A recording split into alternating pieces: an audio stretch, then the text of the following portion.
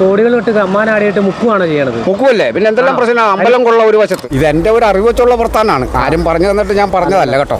എന്റെ അറിവ് വെച്ച് ഞാൻ സംസാരിച്ചെന്ന് മാത്രമേ അത്രയേ ഉള്ളൂ. അല്ലാതെ എനിക്ക് വേറെ രാഷ്ട്രീയക്കാരുടെ പ്രസംഗം കേൾക്കാൻ ഞാൻ പോയല്ല. കാരണം മടുത്ത്, എല്ലാം കേട്ട് മടുത്ത്. ഞാനൊരു കാര്യം പറയട്ടെ, ഇപ്പൊ നിലവില് പിണറായി സർക്കാർ ഇപ്പൊ നിലവിൽ വന്നു കഴിഞ്ഞാൽ, വീണ്ടും വന്നു കഴിഞ്ഞാൽ ജനങ്ങൾ വീണ്ടും പറ്റിക്കപ്പെടുകയോ ചെയ്യുമോ? പറ്റിക്കപ്പെടുകയുള്ളൂ.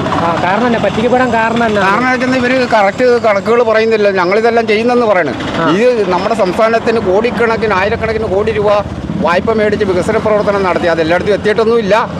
കുറച്ച് സ്ഥലത്തൊക്കെ ഇങ്ങനെ വികസന പ്രവർത്തനം നടത്തും. സർക്കാർ കോടികളിട്ട് കമ്മാനാടിയിട്ട് മുക്കുവാണ് ചെയ്യണത്. മുക്കുമല്ലേ, പിന്നെ എന്തെല്ലാം പ്രശ്നം. അമ്പലം കൊള്ള ഒരു വശത്ത്, അതൊക്കെ വേറെ. കോപ്പറേറ്റീവ് ബാങ്ക് കൊള്ള ഒരു വശത്ത്. അങ്ങനെ എല്ലാ സ്ഥലത്തും വൻ അഴിമതി നടന്ന നേതാക്കന്മാർ കോടീശ്വരന്മാരാകണുണ്ട്. അപ്പൊ ഞാൻ ചോദിക്കട്ടെ, ഇപ്പൊ UDF വന്നു കഴിഞ്ഞാൽ ഇവരെ പ്രവർത്തനം ഇപ്പൊ ചെയ്തുകൊണ്ടിരിക്കുന്നതെല്ലാം ക്വിറ്റായി പോവില്ലേ? അപ്പൊ അവർ അധികാരത്തിൽ വന്നു കഴിഞ്ഞാൽ ഇവർ ചെയ്യുന്ന ഉറപ്പുണ്ടോ? UDF എന്തെങ്കിലും നല്ലത് ചെയ്യുമായിരിക്കും എന്നുള്ളൊരു വിശ്വാസം. രാഹുൽ ഗാന്ധി വന്നിട്ട് പറഞ്ഞാൽ സൗജന്യ യാത്ര സ്ത്രീകൾക്ക്, അതൊക്കെ ഉള്ളതാണോ? അത് ഞാൻ അതിനോട് യോജിക്കണില്ല. അഴിമതി എന്ന് പറഞ്ഞാൽ ഇതിന് കണക്കില്ലല്ലോ. വയനാട് മുതൽ പ്രളയബാധിത ദുരന്തം, പ്രകൃതി ദുരന്തം മുതൽ ഇങ്ങോട്ട് കിടക്കുമല്ലേ, വാങ്ങലല്ലേ ഉള്ളൂ. ചിലവായ ഒരു കണക്കും വെക്കമുണ്ട്.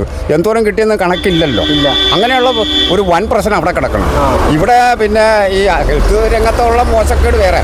രണ്ടാമത് ഇവിടെ ഈ അമ്പലം കൊള്ള, ഇതൊക്കെ എന്നെ ബാധിക്കണതാണോ എന്ന് ചോദിച്ചാൽ, ഒരു പരിധിവരെ സത്യസന്ധമായി നിൽക്കുന്ന ഒരു വ്യക്തി ഒരു കൊള്ളയടിച്ചെങ്കിൽ അതെന്നെ ബാധിക്കുകയല്ലേ. സത്യസന്ധതയ്ക്കെതിരാണത്.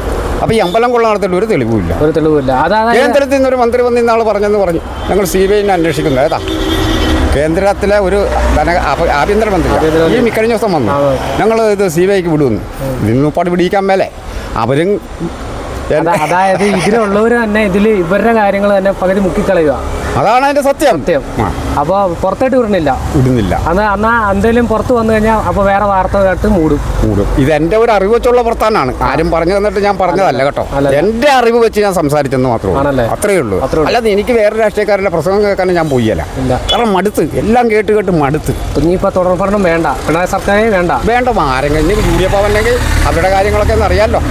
അല്ല, ഇനി ഒരു വർഷം കയറി കഴിഞ്ഞാലുള്ള ജനങ്ങൾ ഭയങ്കര ബുദ്ധിമുട്ടിലാവും അല്ലേ? വീണ്ടും ഇതിൽ കൂടുതൽ കൊള്ള നടക്കും ഇവിടെ. ഈ രാജ്യത്ത് കൊള്ളയുടെ കൊള്ളയായിരിക്കും. ആണല്ലേ? ഒരു പോലീസും പിടിക്കല്ലേ ഇവരാരെ. അതൊക്കെ സത്യമായ കാര്യമാണ്.